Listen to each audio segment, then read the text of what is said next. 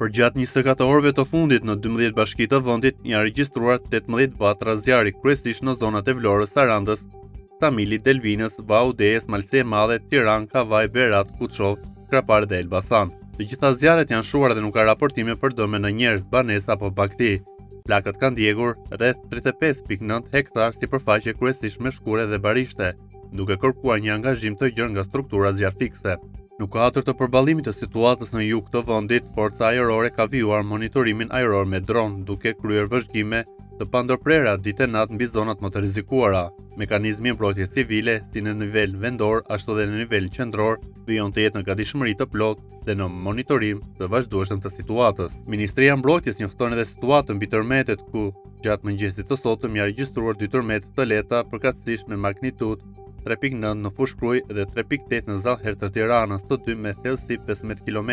Edhe këto lëkundje nuk kanë shkaktuar dëme në njerëz apo infrastrukturë.